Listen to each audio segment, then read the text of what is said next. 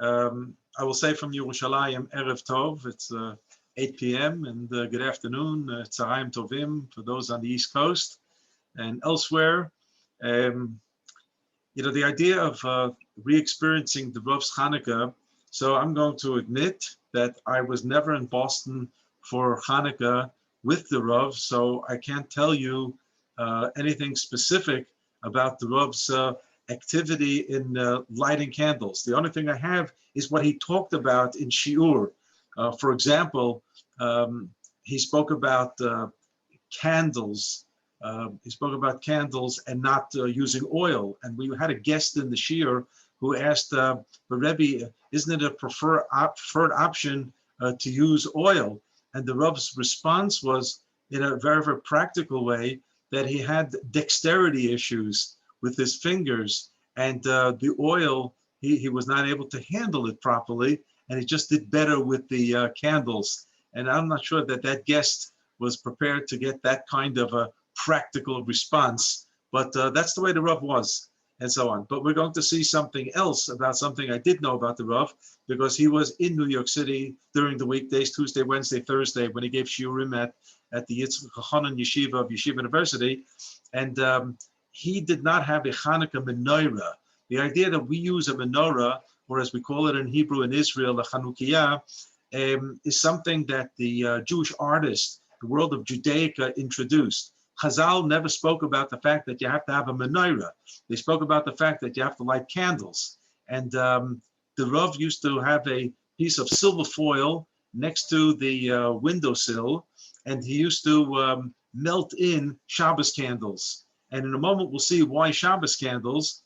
Shabbos candles would give you at least an hour and a half to 2 hours worth of a candle light, when most of us would buy these boxes of 44 candles, and each candle would give you about 35 minutes, which would be a few minutes over the requisite, and I'll say in brackets, holy 30-minute time framework. And we'll see in a moment where that came from. And indeed, through the shiurim of the Rav, we got a picture we had to take on what the Rav's Hanukkah experience was in lighting candles. So I'm going to put up some sources here to work with. Okay, and in this particular topic, we're going to have to immediately digress to a completely different area of halakha and see how a certain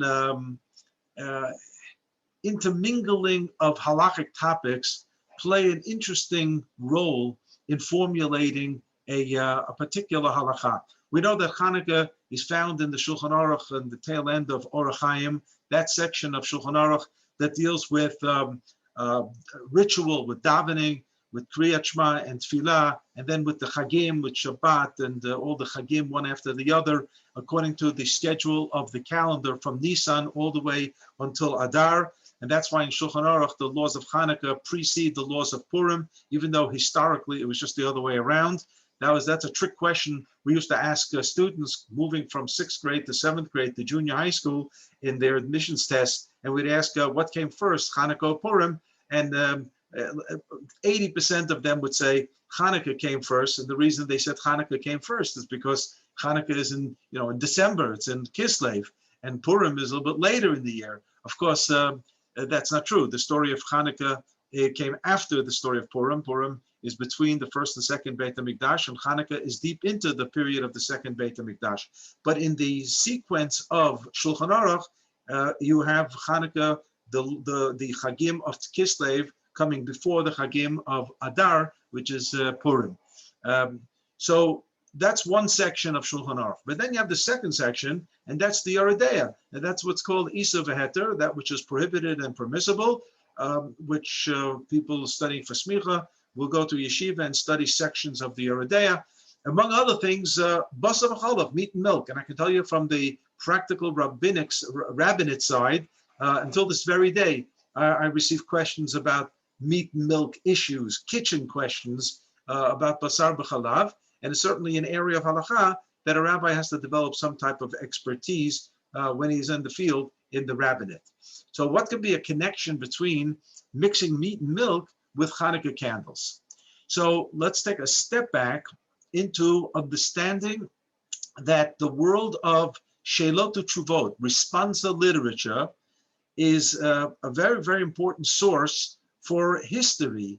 Rav Professor Chaim Soloveitchik dedicated his life professionally to discussing can halachic text talk history, and using the Shelot Utshuvot, the responsa literature of the Middle Ages, you can fairly accurately reconstruct that which the Jewish communities were going through. But you don't have to go to the Middle Ages for this. If you take, for example, Rav Moshe Feinstein's Igrot Moshe, which were written in the latter half of the 20th century, all you have to do is read the questions, and you can somehow put together how life, what was life all about in the modern Orthodox scene in the United States. You can, I say modern Orthodox, I mean Orthodoxy in the modern era. Orthodoxy in the modern era, what kind of life did they live? What did they do? Questions that obviously the Noda B'Yehuda in Prague 250 years ago and the Chatam Sofer, they would never have to deal with dishwashers and koshering them from meat to milk and for Pesach and so on. Rav Moshe Feinstein deals with all this. He deals with bungalow colony issues, which many of us in the 20th century, in the 50s, the 60s, perhaps even in the 70s, would still go to these bungalow colonies, and they all kinds of shilas came up. You can see the questions of Rav Moshe Feinstein and draw conclusions about society, about Jewish life in this particular era. Once upon a time, people recycle. Today we try to recycle. Today we fill up garbage bags. But once upon a time, if something could be reused for something else, it was reused for something else. So they didn't have electricity. And you know very well that in order to illuminate the house, you have to have some type of fuel to create a candle situation. Now, what if somebody fried something in his kitchen, whatever the frying may have been, and after the food was taken out, so the oil may congeal, and that congealed oil can be scraped out of the pot or pan and placed into a lantern and put a wick inside and ignite it, push it, light it up, and you can now use this lamp for a few hours of home illumination. This is something that was commonly done. The question that came up in a responsum in the book called the Tshuvot of the Sha'ar Ephraim, in source number 1, was the following. A person cooked meat, and basically fried meat. He had, and he didn't use oil, but used butter. In those days, there was no such thing called margarine.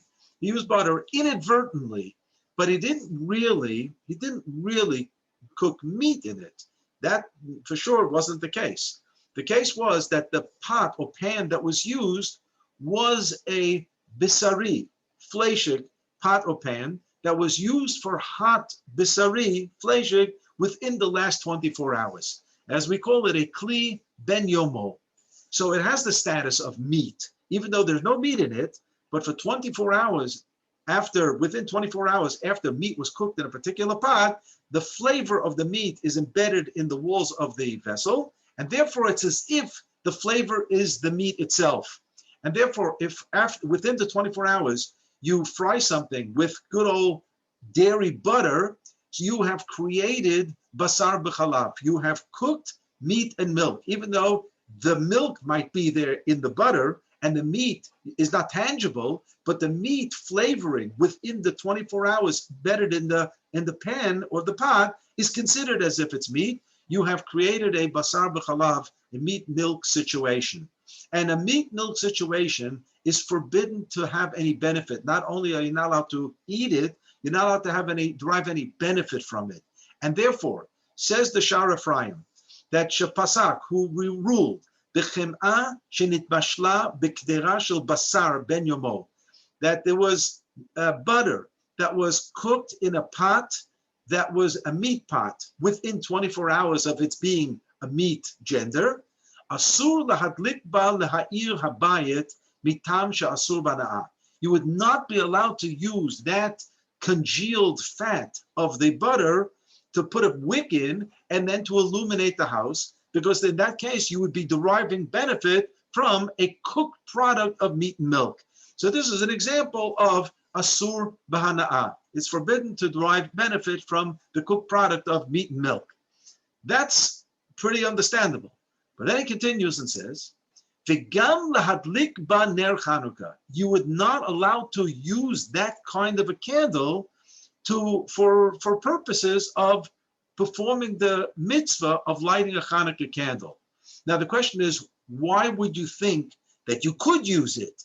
In order for a posek to come out and say, V'gam lahadlik ba ner Chanukah, you also are forbidden to use it, because there's a thought that may creep into the mind that it's actually permissible. Why? Because there's a concept called mitzvot lav lehenot nitnu. The mitzvot were not given so that we should enjoy the mitzvah. If a person happens to enjoy the mitzvah, that's not a sin.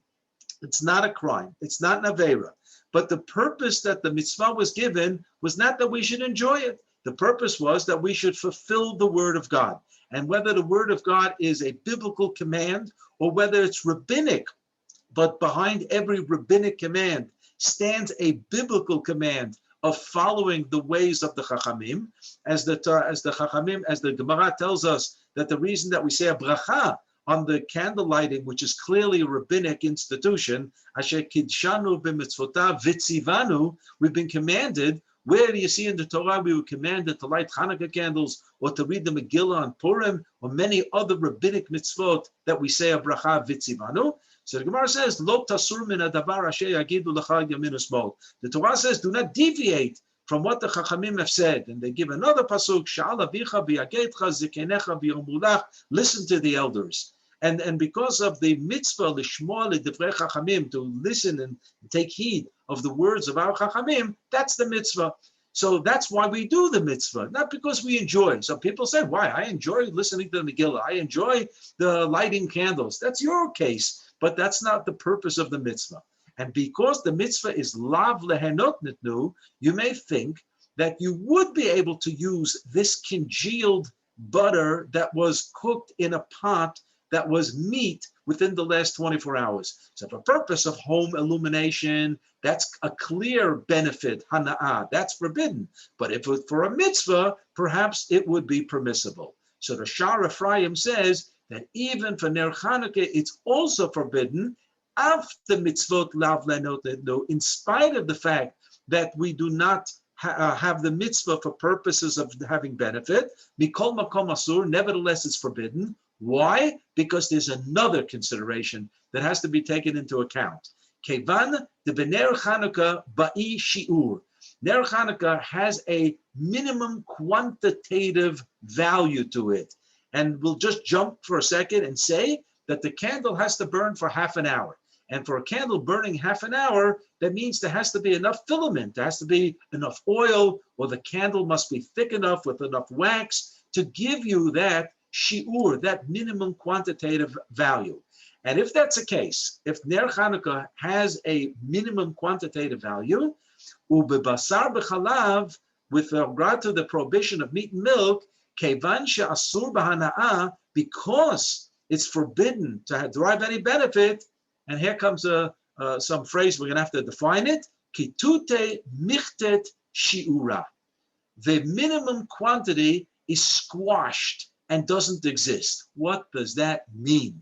So we're just going to hold our fingers on this line and jump to source number 2. Source number 2 is a story about taking a lulav on Sukkot from a tree, a palm tree, that was used for the purposes of idolatry. And that's known as an asherah. And the Torah tells us in Parshat Re'eh, asherehem tisrufun ba'esh.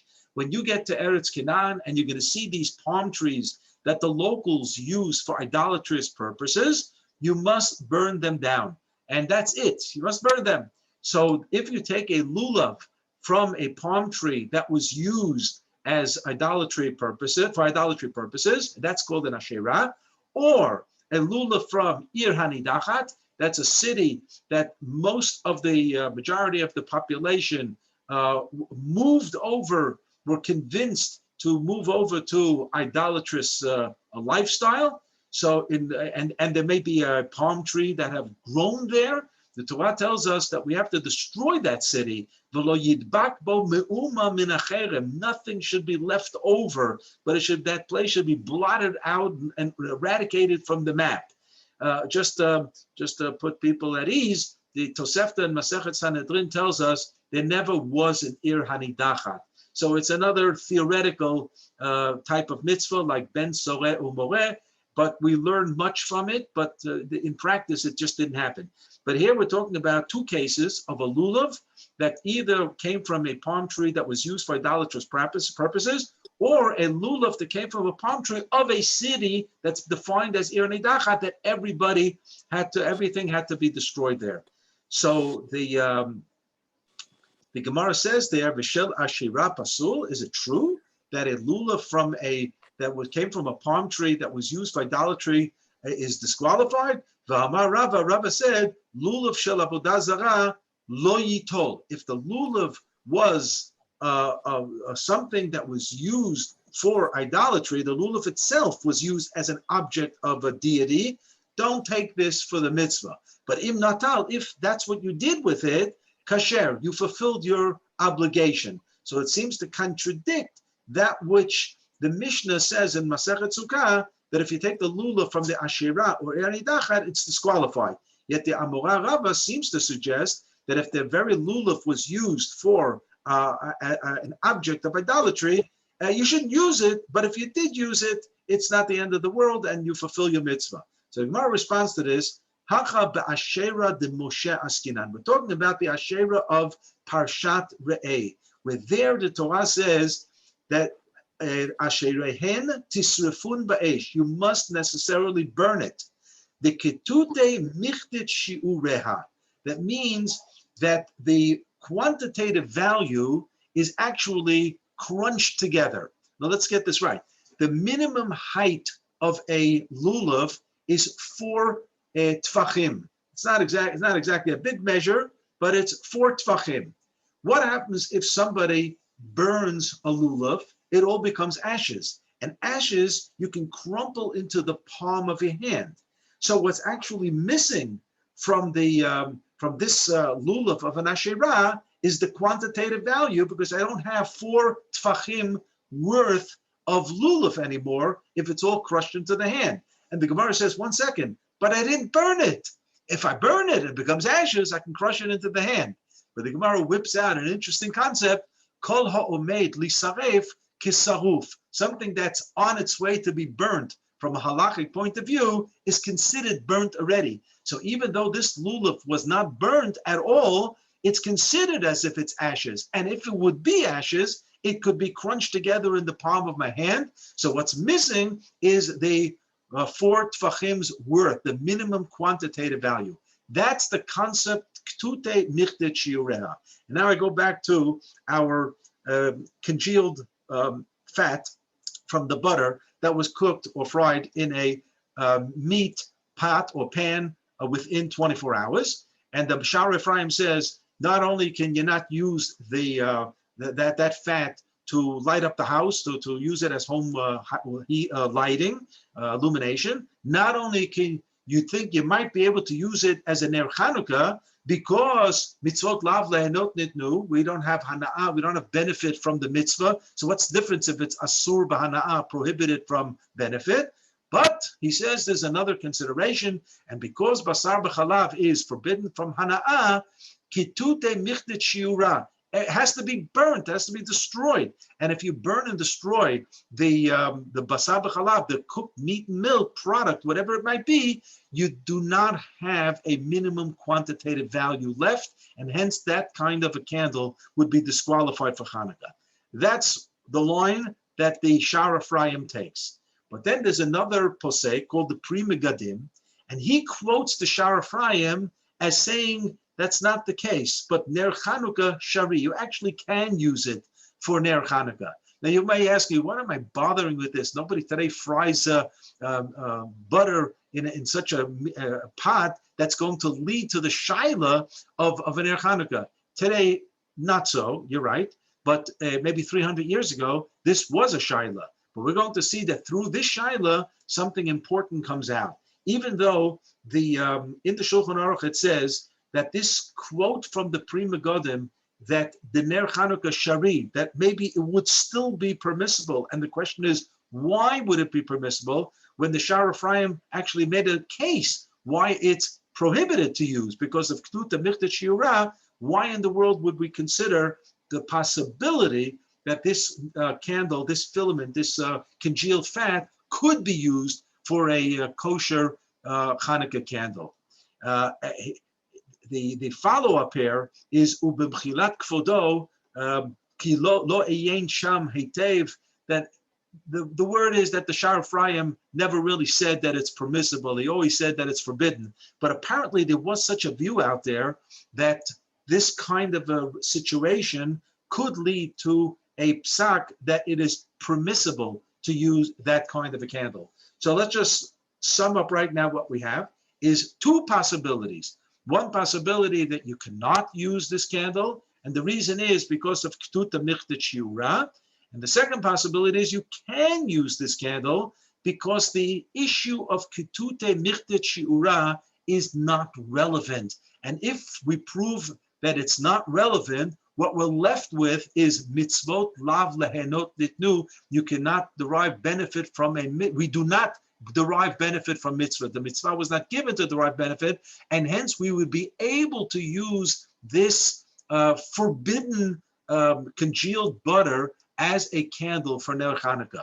For home illumination, no, but for Ner Chanukah, for a mitzvah, yes. And let's see how this pans out when we get now to the sources of Hanukkah. Source number 3.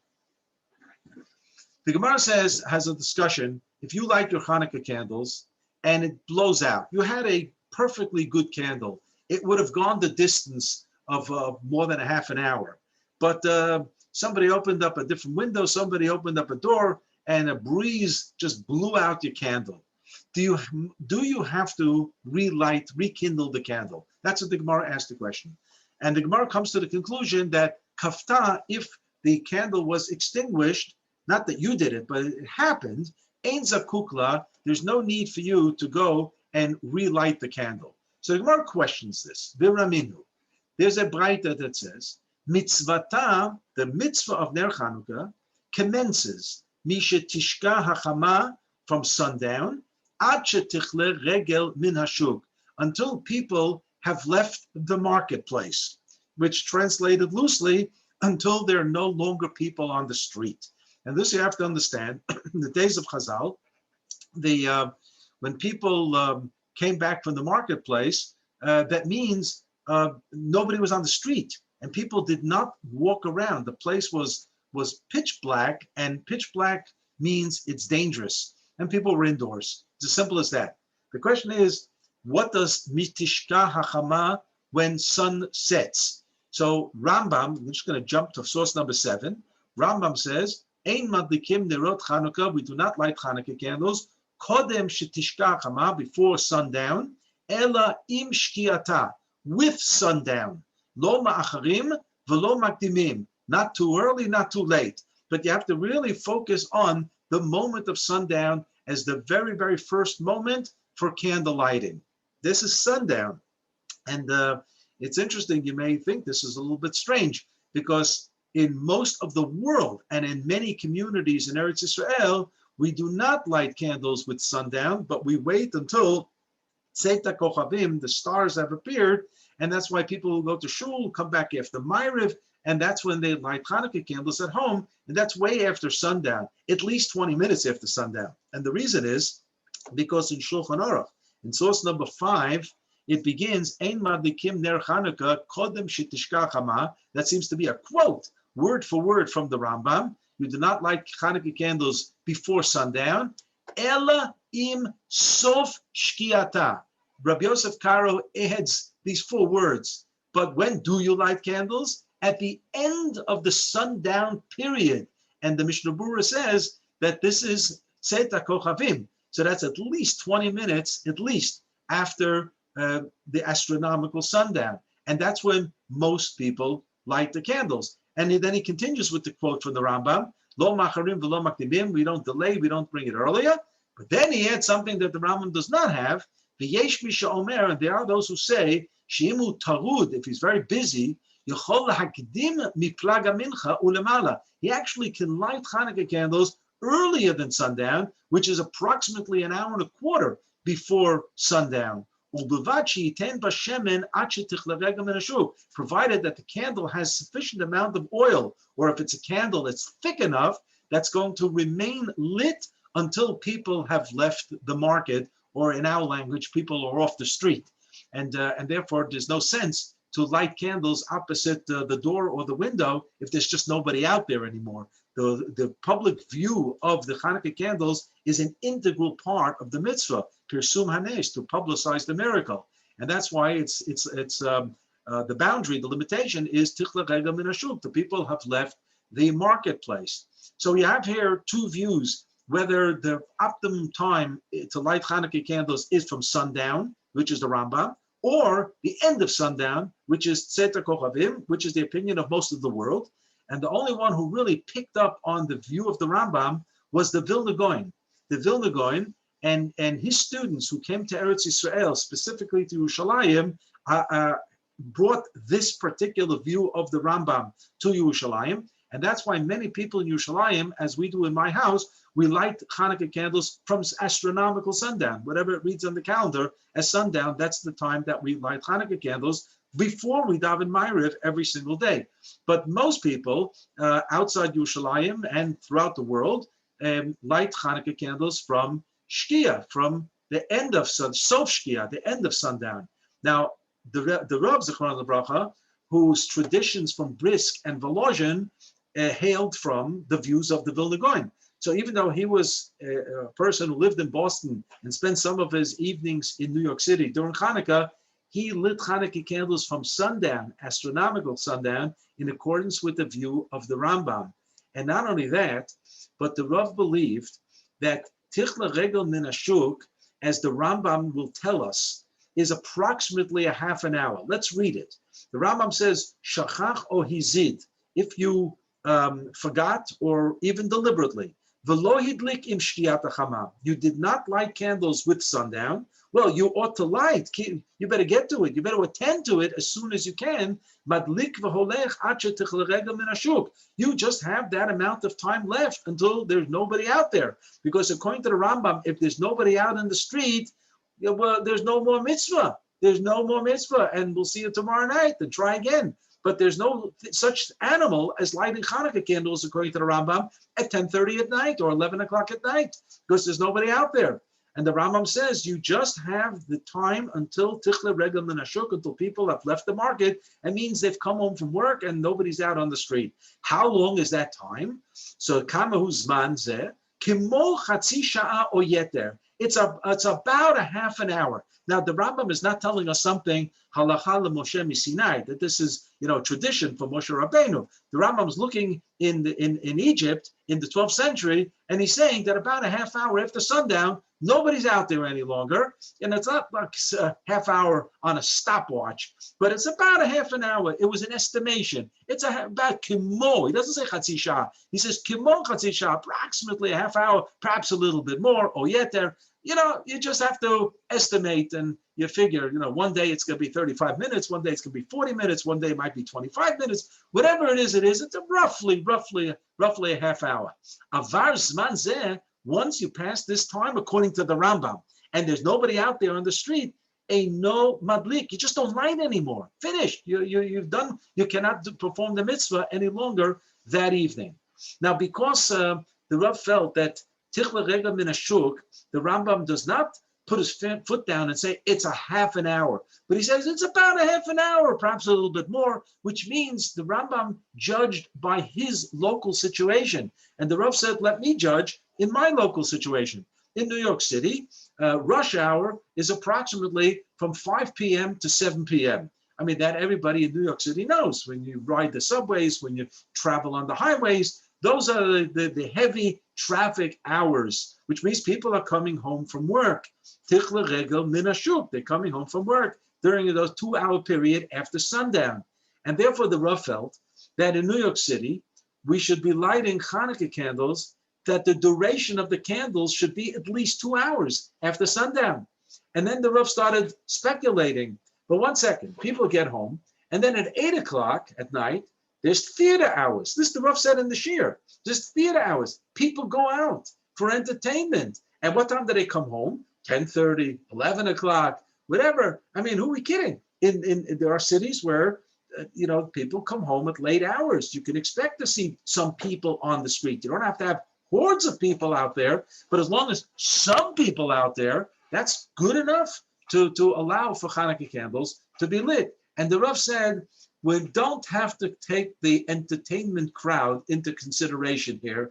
Chazal spoke about tichler regel min hashuk, people coming home from the market, from wherever they had to buy things, consumers who had to buy things, shoppers, or people coming home from work, whatever it is, that's what we have to take into consideration. And because of that, the Rav felt that if you're going to use oil, you have to have a significant amount of oil that's going to give you about 2 hours worth of light. And if it's going to be a candle, it should be essentially a Shabbos candle, which gives you more than 2 hours worth of light. Now, again, the Rav didn't give an absolute psak and say, this is what everybody should do. He never went to the Rabbinical Council of America with a definitive psak halacha to change the course of Hanukkah candles from the thin 44 candles in the box that give you 30, 35 minutes. He never said that.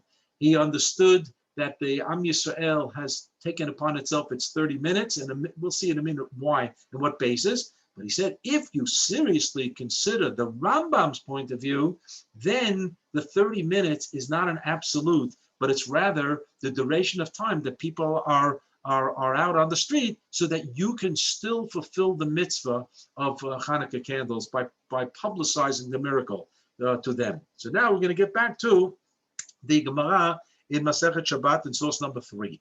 The Gemara said, "V'kavta ein zakukla." You want to tell me that if the candle burnt out, you do not have to relight it? V'raminu. We can ask the following question. There's a braita that says, "Mitzvata mishe tishka hachama." And now I'm just going to add parentheses. Going to the Rambam, it's sundown. According to Rabbi Yosef Karo and Shulchan Aruch, it's Seta Kochavim, the appearance of the stars, or as he calls it, Sof Shkiata, the end of the sundown. Ad shetichle regel min hashuk. My love, most probably this means the ikafta, if the candle burnt out, as a hadar madlikla, you have to go and relight it. That's what it seems to be. So how can you tell me kafta ein zakukla, if it burns out, if it blows out, you don't have to relight it? There seems to be an impression created in this braita that the candles have to be until tichla regel min hashuk. And obviously, if it blew out, relight it. So Gemara says, no, your understanding is incorrect. What this line comes to teach us is one of two things. The lo adlik, if I did not yet light from sundown, I still have until tichle regel min hashuk, until the last person is off the street. The lo adlik, if I didn't light yet, so madlik, so go light until tichle regel min hashuk. That's one answer. And the other answer is inami, another answer, that tishka chama ad shetichle regel min hashuk defines the shiur, a minimum quantitative value of how long a Hanukkah candle has to burn. You can't use a birthday cake candle that gives you 5 minutes of light. You have to use a candle that's going to give you at least the amount of time of a flame that would be the zman, the time of from sundown until tichle regel min hashuk, even if you light at some later hour. There has to be a shiur. And that's what the Gemara says here. And just parenthetically, you can add a nice thought from the Rav. Until the last person leaves the shuk, the ad kama. So how long is that? So the Gemara doesn't say half hour. The Gemara says, Amar Rabba Bar Bachana, Amar Rabbi Yochanan. Rabba Bar Bachana, in the name of Rabbi Yochanan, says, Ad chalya rigla de tarmudai, until the feet of the tarmudaim. Who are the tarmudaim? They're Persians, they're goyim, who actually were the people in the home heating wood business. And they would be the last ones really to leave the marketplace. Because when people did their shopping and they came home, and it's winter, it's cold in the month of Kislev, in the English calendar of December, in some cities, like in Toronto, and they come home and they find that the supply of wood for home heating was low. They'd rush back to the marketplace to these Tarmudaim and pick up a few logs so they can warm up their homes. So when these Goyim close their shop, then you can rest assured nobody's out there. Nobody's out there. They're the last ones to go. And the Rav said this means that as long as those Goyim are out on the street, there's something for us to light and publicize not only to the Jewish people, but we are also publicizing the Hanukkah story to the non-Jewish audience out there. And the Rav made a distinction between the Pirsum Hanes, publicizing a miracle for Hanukkah and for Pesach and Purim, where the drinking of the 4 cups is also called Pirsum Nisa, publicizing a miracle, and the reading of the Megillah is also called Pirsum Nisa. We say the Bracha Sha'asa Nisim Lavotenu Bayamim Mahem Bazman Hazeh before we read the Megillah. The Rav said the difference is that with Pesach and Purim, the Pirsum Hanes is for domestic consumption only, for internal consumption only. It's for Am Yisrael. We're talking to ourselves. We're reminding ourselves about that miracle, but we don't go public with it. Hanukkah, the minute the Chachamim said you should light by the door or the main entrance of the house or by the window opposite public domain, we're automatically saying that the non-Jewish world is part of this concept of Pirsum Hanes, because you can't say that we're lighting Hanukkah candles so when Jewish people pass by, they'll take a look and they'll gaze at it and they'll have the message. And we know that if a person is homeless, the Gemara says that he just sees the Hanukkah candle by somebody, he says the bracha Sha'asa Nisim Lavotenu Bayamim Mahem Bazman Hazeh.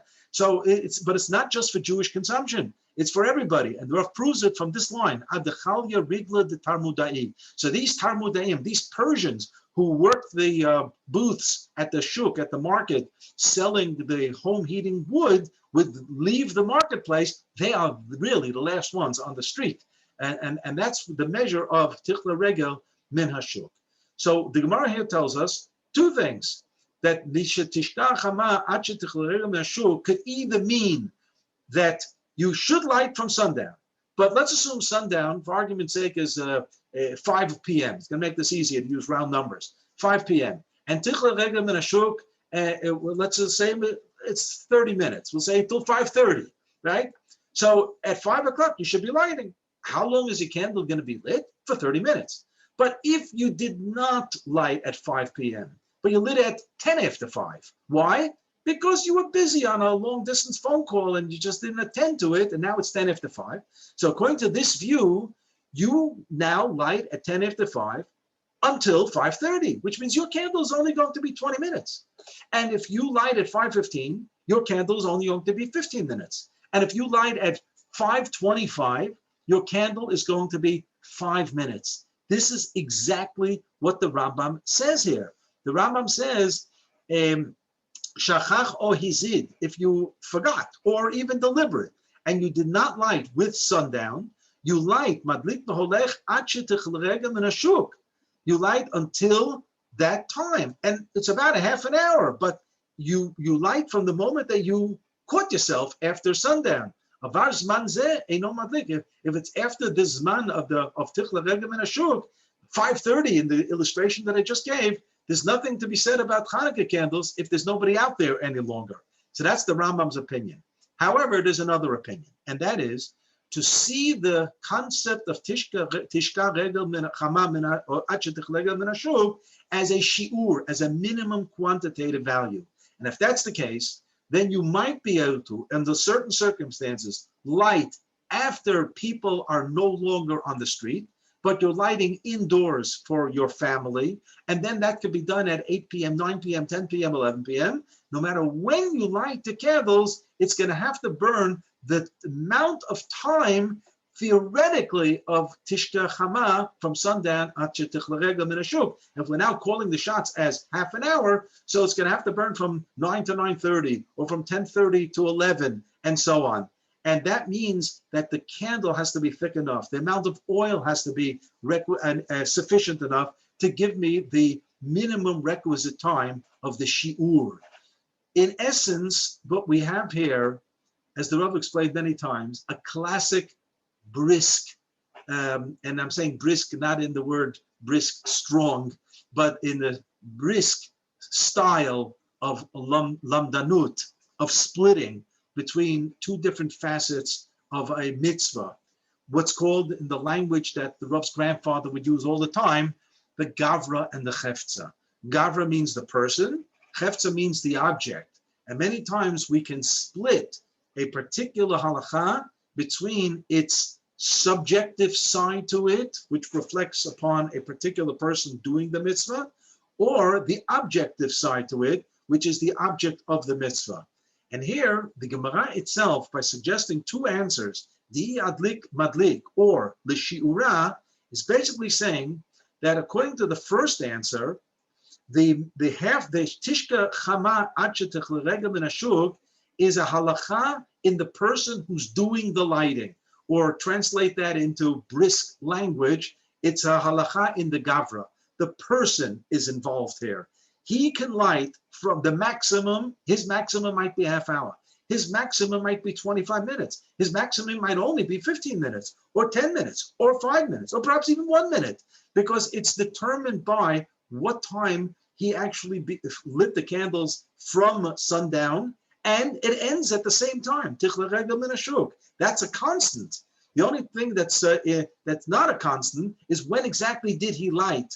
So that's not measured by the thickness of a candle or the amount of oil, because clearly for one person to light at sundown and have an amount of oil that's going to give him tichla regel min hashuk, let's say 30 minutes, the next guy's going to light at 10 after 5, and he only needs 20 minutes worth of a light. So he's going to be able to use a thinner candle or less oil. And clearly the fellow who's lighting at 5:25, so he can use a birthday candle in essence, that's going to give him the 5 minutes of candle or a few drops of oil, and that's going to give him the 5 minutes. So this has nothing to do with a minimum quantitative value of oil / candle, of wax. It has to do with the amount of time a person has to, it's a time framework of lighting the Hanukkah candles.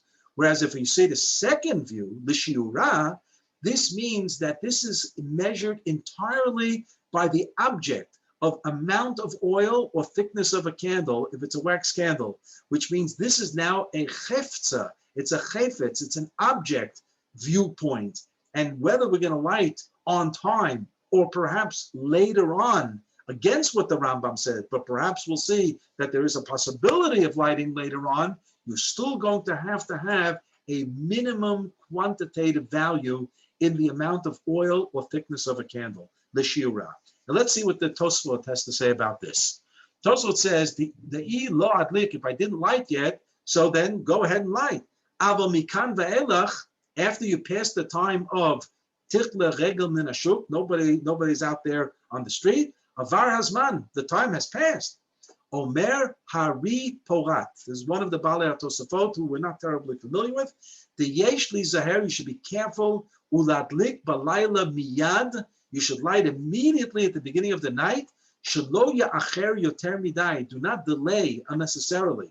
Umikomokom, nevertheless, im icher, if you did delay and it's already after the time framework of tichla regel min hashuk, yadlik misafek, you should light anyway during the course of the nighttime as a suffix, as a doubt. And I believe what he means is without a bracha, because when you do a mitzvah de Rabbanan in a doubtful situation, you don't say the bracha. And the reason that he says you should do this is because the Gemara actually gives two answers. The answer of the Adlik Madlik and the Shiura, which suggests that you could be able to light even later on. But then the Tosfot says, Ulari, Rabbeinu Yitzchak, one of the great Balei HaTosafot, Nireh, believes that Ata, in today's day and age, this is France, 12th century, in the 12th, 13th century in France, in Ashkenaz, Nireh de Ata ein lachush matai yadlik. We're not so careful when we light the candles. Why? De anu ein lanu hekera. We have no obvious publicity going on. Ella libnei habayit. It's only internally for the family. Sharei madlikim mibifnim. We do our candle lightings inside. Why do they light candles inside in France and Ashkenaz in the 12th century? Why didn't they light it by the door or by the open window opposite Reshut HaRabim public property? Because it was dangerous. And it's not an accident that Hanukkah comes out in the season of the Christian holiday of December 25th.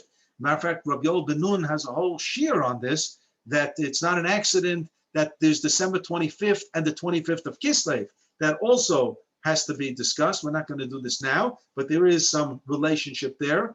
The Gemara already talks about the fact that if it's days of great troubles and persecutions and so on, we didn't need to ignite anti-Semitic activity that in any way was there, and you don't have to, pour fuel and add to the embers of burning anti-Semitism.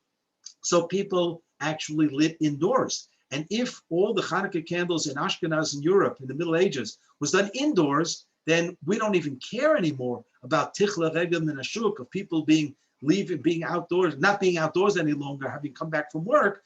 We're going to light indoors. And once you're lighting indoors, so the 5 p.m. is not relevant any longer. You can light at 7 p.m. and at 10 p.m. and 11 p.m. And as the poskim point out, as long as there's at least one more person in the household who's still awake, then you can light with a bracha even at 2 in the morning.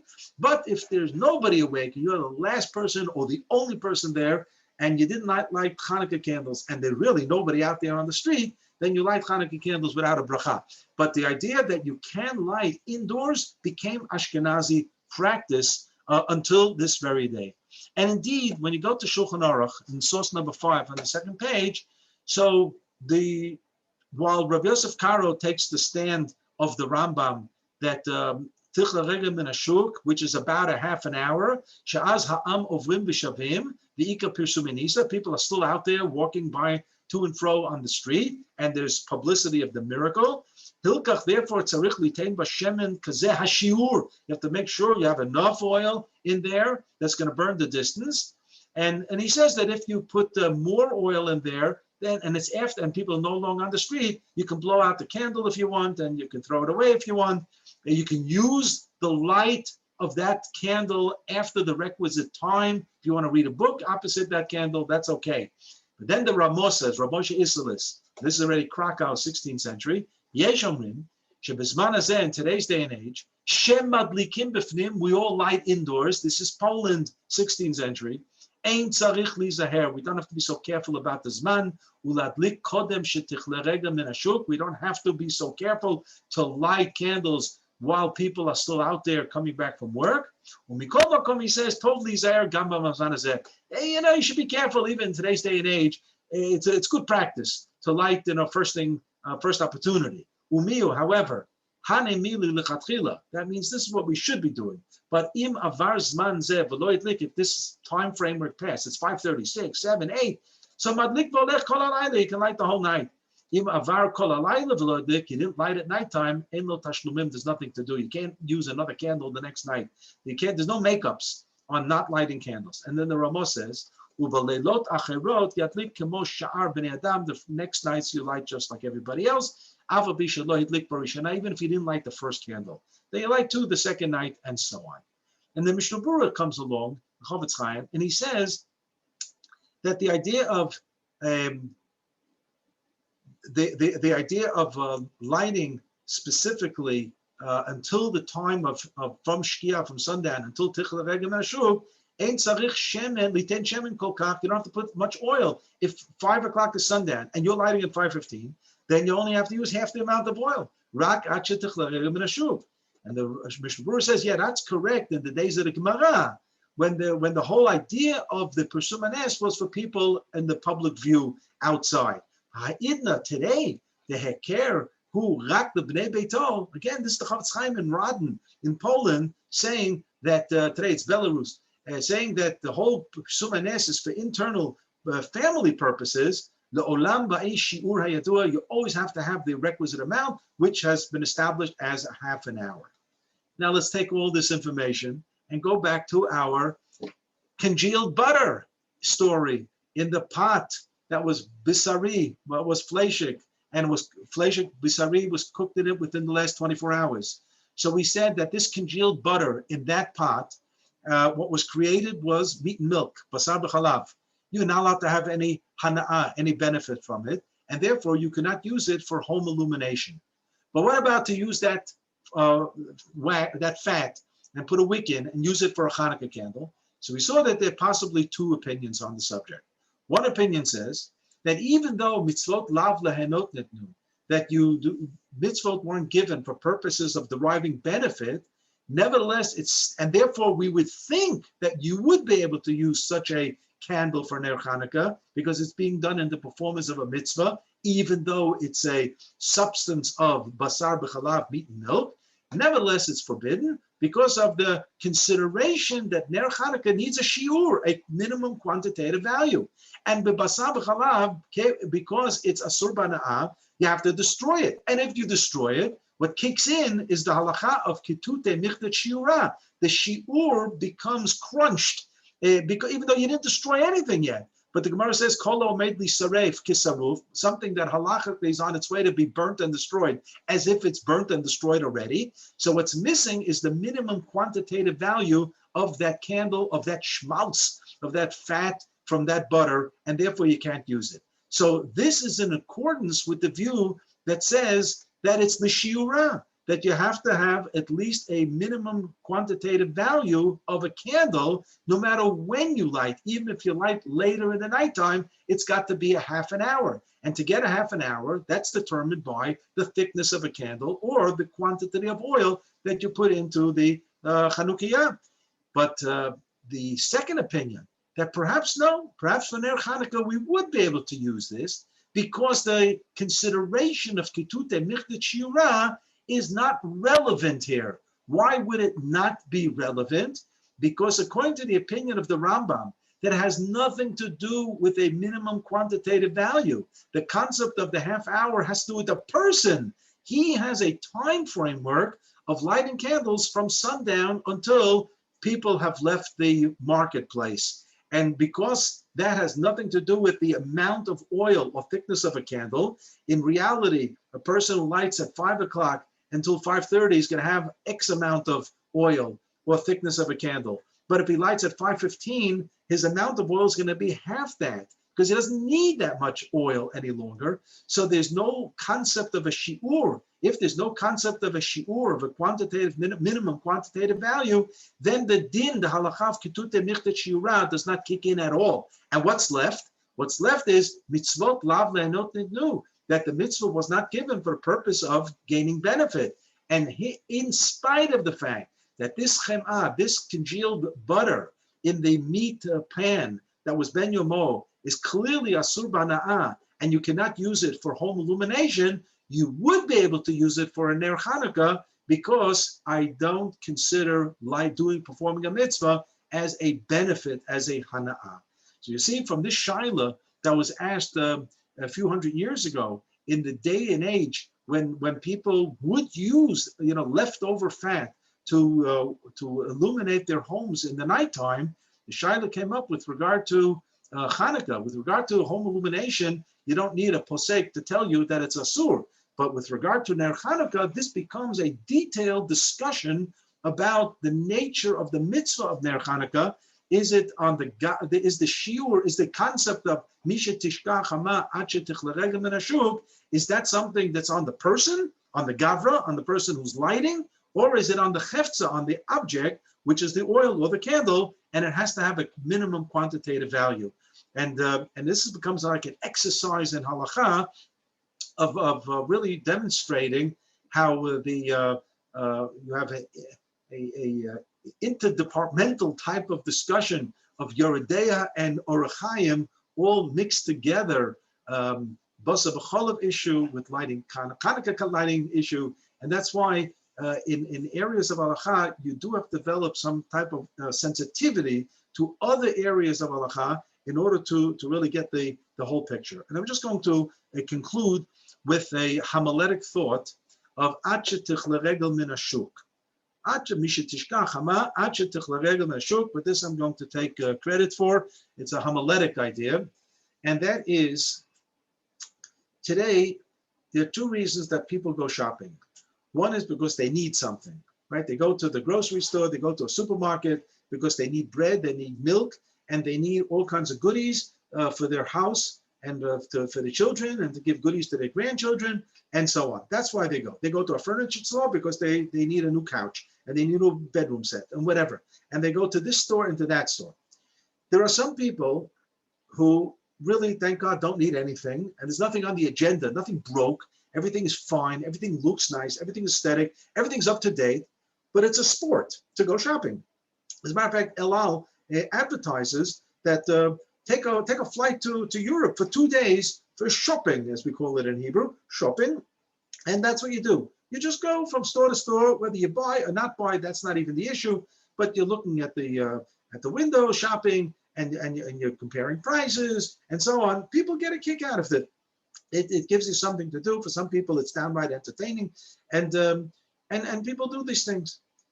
And then there's some people who actually go shopping because they're jealous of what the neighbors already have. Not that they need the newest style of something, but the neighbors bought it already. So therefore, I think I have to go buy it. I think I need a new dress. I think I need a new suit. I need new shoes. I need new that. Everything I need new. Why? I can't wear the old stuff. How can I go to a wedding wearing a dress that I wore already twice? You know, I have to have something new. People are going to see me, God forbid. And then they saw me at that wedding, you know, a month ago or 2 months ago. I was wearing that dress. How can you do that? So, and they feel this urge because of jealousy and keeping up with the Joneses that they constantly in a mode of being at the malls and being at the marketplaces and looking for all kinds of bargains. You know, people get a lot of kick out of that too, looking for bargains and so on. Chazal tell us the message of the Hanukkah candles is you start lighting it from sundown until you train your feet to leave the marketplace. You have to realize that consumerism is important, but up to a certain limit. If it gets out of hand, it becomes Hellenism. It becomes that which the Greeks extolled, the virtue of beauty and strength and so on. This is not Am Yisrael. Let's get that out of our system.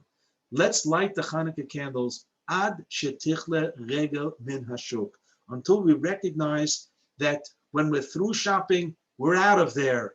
And we're not there to look at every last store and try on every last thing because maybe it's going to be something nicer that somebody else will say, wow, you have the nicest suit in the world, you have the nicest shoes in the world, and so on. That's not what it's all about. Hanukkah teaches us to rise above all that and recognize that our purpose in lighting the Hanukkah candles is to somehow reflect upon the Beit HaMikdash, which unfortunately does not exist. But Ramban tells us we continue lighting the candles in the spirit of the lighting of the menorah in the Beit HaMikdash. And as Beit Hillel taught us, Ma'alin b'kodesh v'lo moridin, we ascend the ladder of Kedusha as we continue from day 1 through day 8. And we should not put it at a premium all the sideshows of Hanukkah, of eating latkes or jelly donuts, sufganiyot, in any shape or manner. That's not what it's all about. It's about the mitzvah of lighting the nerot, which we say, hanerot alalu kodeshem, ve'en lanu reshut l'shtamesh bahem, ela lirotam bilvad. Erev tov. Thank you. Okay, I want to thank Maxine, who started the class I was teaching and whatever, but made it for the last part. I want to tell you, I hate shopping. Activities. I got other issues. I could do Tichler Regel Min Hashuk, but you don't have to worry that I'm going shopping. It's like if I have to go, my God, but okay. Anyway, but that's a beautiful word at the end. Okay. All right, Dawn, thank you. We'll please God see you next week. And I'll also be late next week, but okay. And tomorrow, our next year online tomorrow night, actually. Dr. Moshe Sokolov continue with how Tanakh was put together. Then we have our 2 classes, of course, regular classes on Thursday. Shuli Mishkin doing Medieval Israel. And the Parsha Shir this week is given by Rabbi Aaron Adler's brother, Rabbi Yossi Adler. Were you aware of that he was giving the Parsha Shir this week? No, but I actually saw him giving a Parsha Shir, I think, for the rabbinic alumni of the Yeshiva of Reitz several weeks ago. But I did not know that he was giving here for Torah Notion. Okay, you can come at 3:30 in the morning. 3:30 in the morning in Israel, 8:30. You don't have to come. Okay, I won't tell him I told you. 8:30 our time. We do it every Thursday night, 8:30 p.m. That's our regular time. 8:30 in the evening. In the evening. Yeah. What can you do? You don't have to come. It's okay. I won't tell him I told you. Look, if there's no Yankee game, so there's really no reason to get up at 3:30. No Yankee. Oh, you were one people get up for the Yankee game at 3:30 in the morning. Yeah, you had the Super Bowl. You watched the Super Bowl. No. There's nothing to watch this year. There's going to be nothing to watch. Oh, are you a Giants fan or a Jets fan? Who do you like? My brother told me the season ended already. I'm sorry? My brother told me the season ended already. Yeah, you mean you're a Giants fan. The Giants, or Jets. It really doesn't matter. It doesn't matter if you're the Giants or the Jets. The season is over. Right. That is correct. Season's over. Right. May right. could I ask a question of Rabbi Adler? Yes, Hi. something important. I'm sorry we were talking about that's like okay. Everything. Well, we were learning just before that everything teaches the history of the time that we're in. So this too tells the history of the time that we're in. Sure. But my question is this, Rabbi, on the concept of Kol Ha'omed Lisrof Saruf, it's as if it's burned. So I was thinking of in the Chumash, the story of Yehuda and Tamar. And so she was tied to the stake. I mean, the Midrashim describe in detail when it says take her out, and when Yehuda said take her out and burn her, then the Midrashim, illuminate this. And there's one amazing midrash. I wrote a book about this, which is why it's on my head all the time. My husband says, Sandra, are you ever going to stop thinking about this? And the answer is no. So when you talk about anything that's supposed to be burned that isn't burned, and he says, if it's burned, what does Sandra think? Oh, Tamar.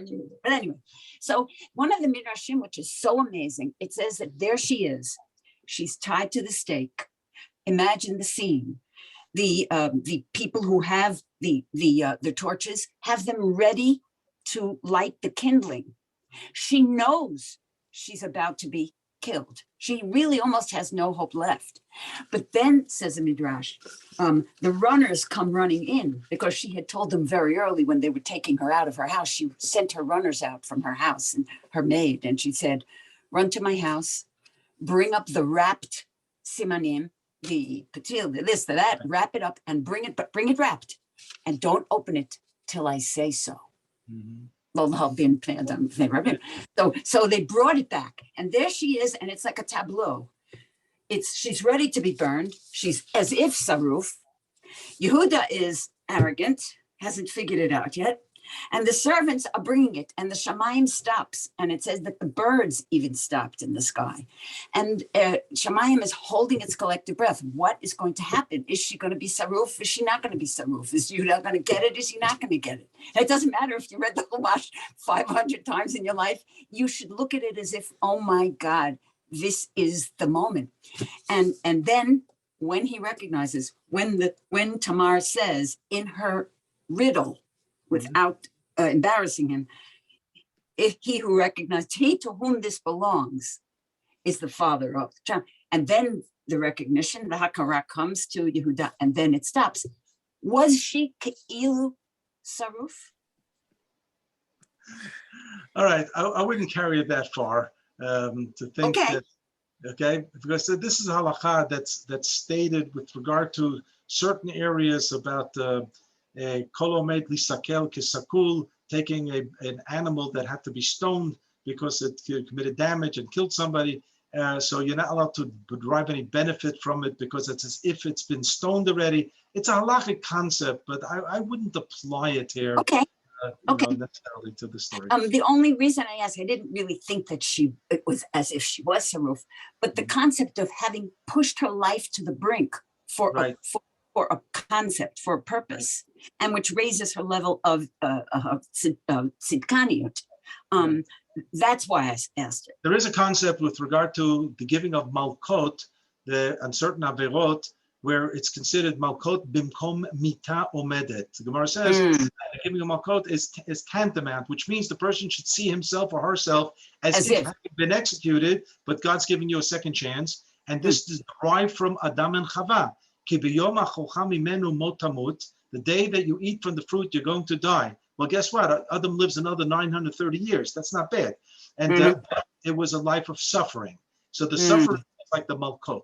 And the Gemara says that there's even a view in the Mishnah that you needed to judge somebody from Malkot in front of 23 judges, so he should be frightened out of his wits that this is really a capital punishment offense, even though they're going to allow him to get him a second chance. So the concept of ki'ilu, as if there is there in halacha, and I have to think it through with regard to Tamar, if there was any level of our being burnt, to say, and that would be a nice follow-up.